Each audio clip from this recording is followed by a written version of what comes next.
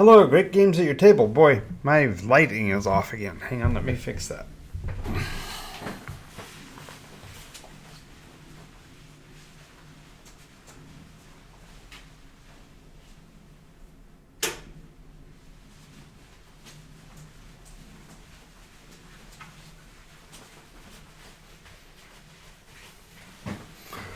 Well, obviously, we're going to have to do a quick cut for that, so give me a half a second so I can reset and do this again.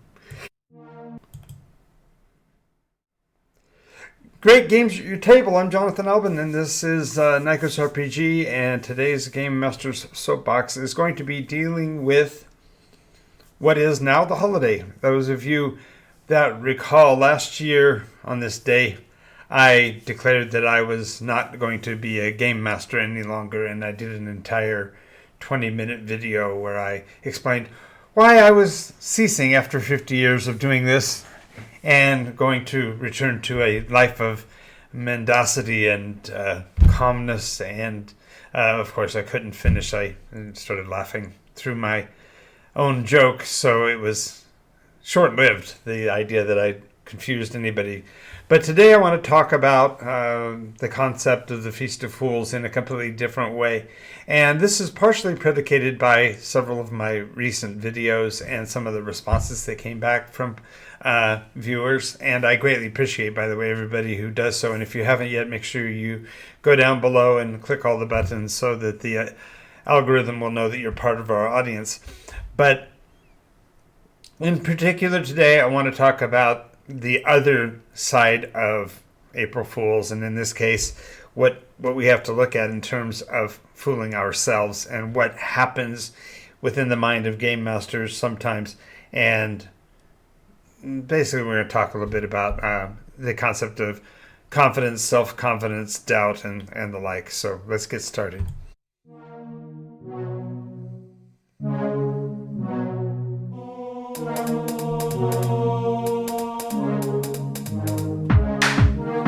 Absorbing damage is the name of the game. From the claws of monsters or the heat from a ball of flame. Our strength in numbers is a roll of the dice. So, the first thing I want to talk about is the very concept of being a storyteller and a game master and what it means to me. Now, I realize that everybody's going to have their own opinion, and what I feel or what I hold dear is not necessarily what's important to someone else. But the very concept of being a storyteller really depends on what your reasoning is for doing it. And in this case, the very ability to sit in front of somebody and do presentations or be in a game store and be in front of people and take on the sort of authority role that a game master by its own nature seems to demand is an issue of confidence and self-confidence and awareness of yourself and of your presentation skills and the language that you know and the words that you use and the word pictures that you create. And especially when you're talking about theater of the mind play, which, as you all know, I hold near and dear to my heart, preferring that format to any of the miniatures or props at direct angles, although they do serve their purposes from time to time. But today we're going to be talking in particular about the presentation or the being in front of people part of it, and we're going to talk about the positives and the negatives. And in this case, I use the term ego to refer to the perception that we have of ourselves looking back at us as we do our jobs, as we do our function, and what that perception can do in terms of changing our presentation, changing the way we perform our function, and how we perceive of ourselves. So the first question is, what good is a game master? Why do we need a storyteller? I've had several conversations with individuals who hold the opinion that the game master role has fundamentally been relegated by the sophistication of new play styles and a arguably more expansive view of the very process of role play. And I'm not going to be arguing either side of that. I'm only going to speak to the merits of having a game master for players by and large. One of my primary focuses has always been to get people that are storytellers to be better at their jobs so that we can expand the marketplace and give more players more options for the stories that they want to be a part of, and to offer the opportunity for every person that so desires to step into the limelight. And this is the point that I find myself bumping heads with people, is the purpose of a game master is to be the storyteller, the person who is driving the story. I utilize the term director a lot because the point is that the player innovation and the player improvisation is absolutely essential to a well-run game and a really effective play experience, is that everyone is being a part of the process. But having a story drive or a story element laid out for the players to pick and choose from is essential to the mechanic of what are considered to be classic role-play games. That's built into their very nature. Games that don't require a game master are really a different game, and we can kibitz and discuss on that in the comments. I'm sure we'll have a lot of really good commentary about that. But to me, the good of a game master is to provide a background or a skeleton from which the players can build their story and bring together the disparate parts and make it all make sense. That's my favorite thing to say, is that a role-play game session should make the story make sense.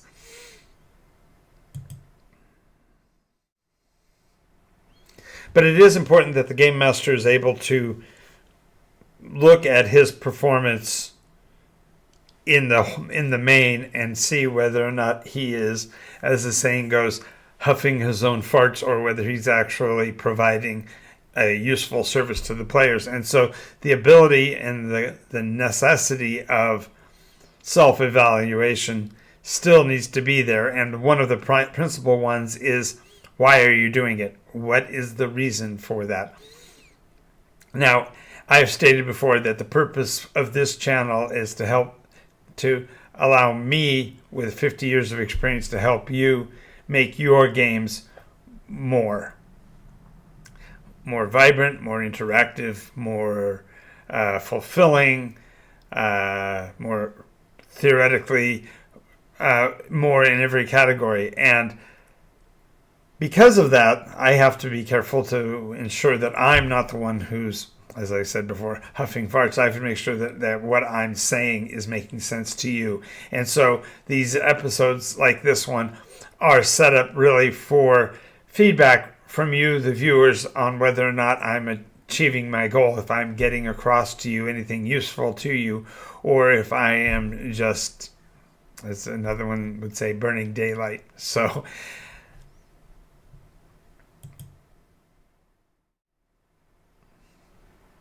and this really does lend itself, therefore, to the question of how credible are the people that are being critical of you. If you're a game master and you find yourself literally throwing up your hands from time to time and saying, why am I doing this? What purpose am I serving? Do I get through to my players?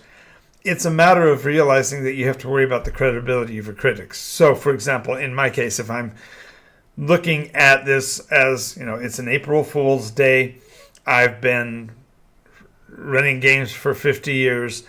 If my purpose was for this to be my career, then where is the merit in it? Have I reached anybody? Has anything changed? And to really be fair, I have to look at myself and see how credible I am as a critic. If I'm going to ask someone for their opinion, I'm asking them to provide information to me about what I've done for them and whether or not it has landed, if any of the things that I've offered has made a difference. So I have to ask that of myself, and I have to say that doing these videos, putting words out in such a fashion, has helped me to be better, not only from the pure analysis phase, that I'm actually able to see myself in the records and determine whether or not I'm doing better than I've done in the past, but it's also that I'm becoming a better critic because I'm now being able to compare myself with others who are in the same space and whether or not I'm achieving. So therefore, I'm a better critic of myself than I was before. But this also means I need to be credible. I need to check on the credibility, count on the credibility of the critics as well. If I'm reaching you and you're responding to me and we're having a conversation, then I must be doing something right because I've kept your attention this long. So therefore it lends itself to pay attention to what others are saying. But as quite a few people that are in the YouTube business or other entertainment formats will tell you, you can't spend all your time considering what the critics say. You have to take what they have to say with a grain of salt and therefore recognize it as something, even if it's not, even if it is distasteful, we still need to take it into account when we make our decisions going forward. So, when it comes down to it, the real true test of value is, are other people engaging with you? Are you getting the feedback that you want? I've been doing these videos for a considerable time, and I want to thank you all. We're getting really close to 250 subscribers. If you haven't yet, make sure you hit the buttons because we'd really like to count you as part of our community.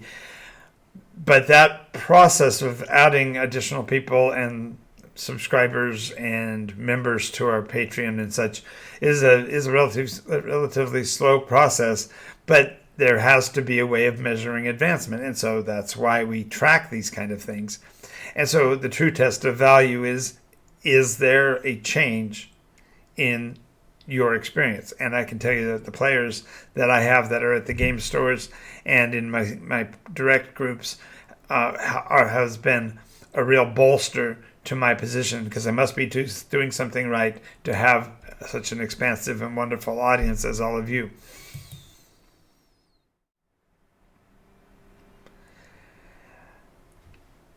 Some of you may not recall this, but I was at one point an air traffic controller, U.S. Air Force. And as an air traffic control tower operator, I was basically ensuring protection for all of the flying staff and all of the aircraft in the service area that I provided. And one of the major things that you learn in air traffic control school, they literally have to teach you self-confidence. You have to learn that your decisions are valid, and you have to determine that the self-doubt has to be fundamentally quelled. You can't go into a situation of two minds. You have to pick a lane, so to speak, and go with it. A very good friend of mine, matter of fact, one of my mentors, used to always say that you have to remember this, and that's to focus. And that's to follow one course until successful. And that might mean 1 year, 2 years, 5 years, 9 years, that you continue to do something in order to be able to see its merit in the long term, because in the short term there's too much learning, too much that is still left to doubt, and it's only when you've been able to build up your confidence to be able to do something for an extended period of time that you can measure its validity and its usefulness. And therefore, confidence does definitely affect performance, particularly when you are trying to handle multiple moving objects at the same time and keep them from colliding and crashing. And therefore, it may sound odd, but being a game master and being an air traffic controller are fundamentally the same in terms of your objective. You have a variety of individuals who have agendas that are perhaps separate from each other, but entwined in ways, and you have to weave the story so that the participants are still held aloft in their position within the story, and at the same time allow them the agency to pursue their own direction. And you have to have supreme confidence in what you're doing for that to be the case. My buttons aren't lining up here. Just a second.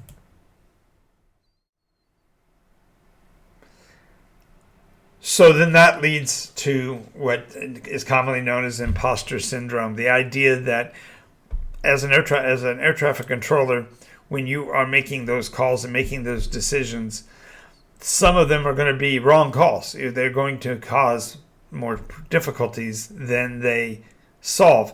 And the question then therefore becomes, do you lose the ball, as the saying goes? Do you forget what you're doing, why you're there, and how many people depend on you? And when you fall into that self-doubt mechanism, you put everybody else at even greater risk, because now even you aren't sure of what you're doing. So the irony is that the very process of being an air traffic controller and dealing with the elements of live aircraft engaging with each other in a relatively tiny airspace.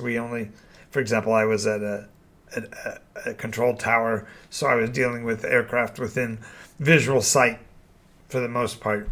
And when you are operating with many vehicles at many different elevations and speeds and interacting with them, you have to keep a very solid picture of what's going on in the world. And therefore, you have to realize that if you are doing it, then you must be able to do it. And if you're able to do it, then you can continue doing it. And so therefore, as a storyteller and game master, I've never been in a situation where I doubted my abilities as a storyteller, and I've never doubted my ability as a performer or presenter. And arguably, I've always worked to make my skills deeper, better, more useful for my audience. And it's not necessarily that you're always looking at it as an audience. Another conversation I recently had dealt with whether or not a game master should be a part of the world or the realm in which they are working, or whether he should be more of an Aristotelian figure outside of it and only playing lawgiver and judge. And there's an element of identity that gets tied into role-playing games. When you are creating for example, in my case, the world of Nikos, I am of necessity fundamentally the world of Nikos, because I cover all of the non-player characters. Recently, a person suggested that I should write novels instead, because that way I could control everything, because their argument was, as a game master who gives the players a story to pursue, I am driving them somehow. It's almost as if you have a story, you by necessity have to be a railroader. And I think if you had as a matter of fact, I'd love to see a conversation below between my advocate players and those that challenge, because the real conversation starts when you allow for the creativity of others and how you weave their creativity into yours so that the combined effort builds the actual story. And all of that really revolves around the ability for the story to continue, which goes back to imposter syndrome. As an air traffic controller, you can't lose the ball. You're going to get somebody in really bad straits if you do. In like fashion, if as a game master I start to doubt my own conditions, my own mechanisms in the game, I'm going to cause damage to the story irrevocably, because now the player's confidence in the world can fall to dangerous levels. They won't feel the reality of it, and the game's credibility suffers.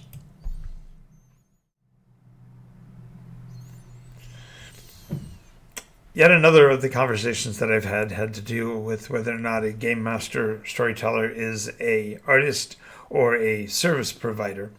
And quite frankly, I can see both. Your duty as a storyteller is to create a story and provide it for your players to interact with. And as I said, there are those who hold a different position altogether who don't think that there's any creativity to being a game master other than an adjudicator, and they balk at that. On the other hand, that same position doesn't provide the game master with any credibility because it doesn't afford them anything similar to a service provider, because after all, you're in an artistic frame. So, which is it? Are you an artist or are you a service provider? And to me, fundamentally, a good artist is producing for his audience artwork that is itself a service, because this is a growing, developing thing that requires the input between the players and the game master, so that you're no longer just one or the other, but rather you're providing both. And therefore, you are creating something together that wouldn't exist in its direct form of any other way. Now, there is the danger, of course, of, as I said, thinking that you are something that you're not. And this is, after all, the kernel of the question that leads to imposter syndrome, that you somehow have convinced yourself of the lie of your virtue and value. And while there is a real danger of that, the worst danger is that you choose to do nothing because of it. If you allow this paralysis to form, then you are providing no service to anybody, and that self-doubt does cripple your ability to be a good storyteller. I've had conversations of late with game masters who they themselves have a hard time keeping their campaigns running session after session after session because of the push me, pull you effect of imposter syndrome on the one side and supreme confidence that overbears communication on the other. And so the safe place for storytellers is somewhere between the two. And what I endeavor to provide is the tools and mechanisms and techniques and, dare I say, tricks that will help a storyteller make his story make sense so that his players stay connected, stay involved, and grow the game's environment.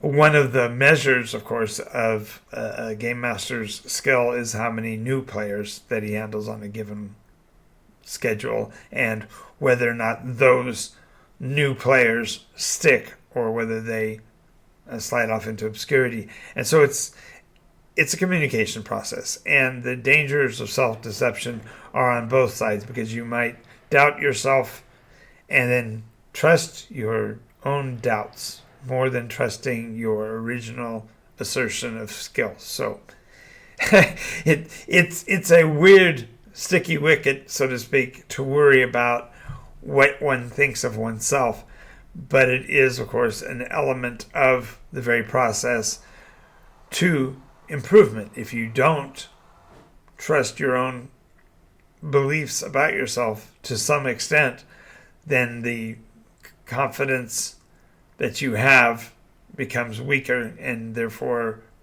the amount of doubt seems to increase. And I think that really, when it comes down to it, is why I record these episodes. Yes, I certainly am hoping that you'll watch. I've made over 700 of them. There are lots of styles and types of videos that I've done. I would recommend, for example, if you've watched this video, that you watch my whole Trends in the Telling playlist, because there's a lot of videos in there that talk about how, as a game master, you evolve your storytelling capacity and provide your viewers and players, participants, more to engage with and more to interact with. And further, the reason to record is that the world itself moves on, and the way in which we interact with each other through role playing is going to adapt over time. And by having a longer tail opportunity to see, for example, in my earliest days as a YouTuber, many of the videos that I did were actually in-game play akin to Critical Role, and I recommend you take a look at those, because you'll see not only the salt of the earth players that I had at my table, but how they handled the dramas of an iteration. We've captured more than an iteration now, a video, so you can see all of the pieces of what's going on in the story as they developed in the previous iteration. And the reason to record is that we have, therefore, the proof that is in the pudding, so to speak. We can see how our skills have influenced others and how our skills have improved, or not, over time. So,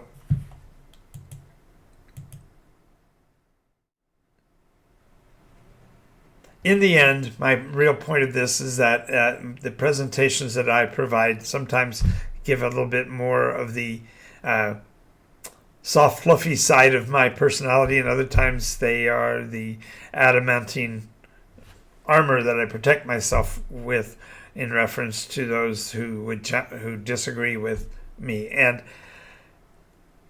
ultimately, the question is, am I fooling myself? And are my videos useful? And of course, there's always that angle of self-affirming that we look for. I've got a bunch of my friends on Facebook, for example, who inevitably at least once a year send out something along the lines of I exist, and if my friends know that I exist, they'll give me a shout out, or they'll copy and paste or something.